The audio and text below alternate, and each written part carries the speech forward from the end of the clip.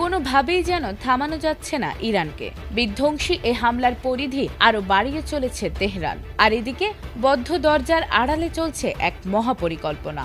শান্তি নয়, সরাসরি রণহুঙ্কার। ট্রাম্পের কানে এখন কার মন্ত্রণা? তেহরানের আকাশে যখন মার্কিন মিসাইলের অগ্নিবৃষ্টি, তখন রিয়াদ থেকে ভেসে আসছে এক নিশ্চিত নির্দেশ, থামা চলবে না। ইতিহাস কি তবে সাক্ষী হতে যাচ্ছে ইরানের পতনের, নাকি এই খেলা উল্টে দেবে পুরো বিশ্বকে? তবে কি ঘুরতে চলেছে ইতিহাসের চাকা?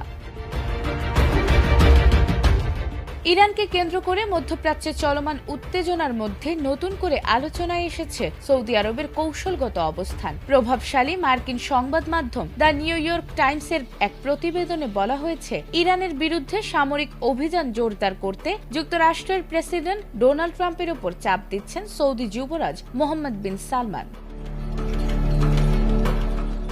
প্রতিবেদন অনুযায়ী গত এক সপ্তাহে ট্রাম্প ও সালমানের মধ্যে একাধিকবার ফোন আলাপ হয়েছে। এসব আলোচনায় সৌদি যুবরাজ ইরানের বর্তমান শাসন ব্যবস্থা অপসারণ না হওয়া পর্যন্ত সামরিক তৎপরতা চালিয়ে যাওয়ার আহ্বান জানিয়েছেন।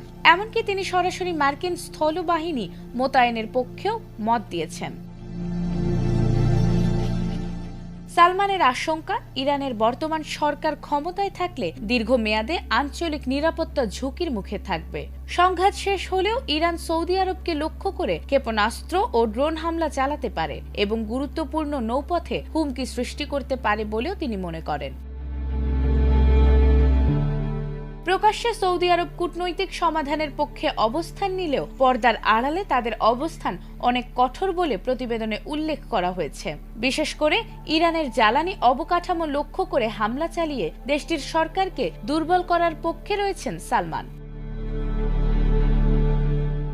মার্কিন কর্মকর্তাদের বরাতে প্রতিবেদনে আরো বলা হয়েছে, ইরানের জ্বালানি কেন্দ্রগুলোর নিয়ন্ত্রণ নেয়া এবং বর্তমান শাসন ব্যবস্থার পতন ঘটাতে সরাসরি সামরিক অভিযানকে কার্যকর কৌশল হিসেবে দেখছেন সৌদি যুবরাজ। বিশ্লেষকদের মতে এ ধরনের পদক্ষেপ বাস্তবায়িত হলে মধ্যপ্রাচ্যের সংঘাত আরো বিস্তৃত আকার নিতে পারে এবং বৈশ্বিক নিরাপত্তা পরিস্থিতিও জটিল হয়ে উঠতে পারে।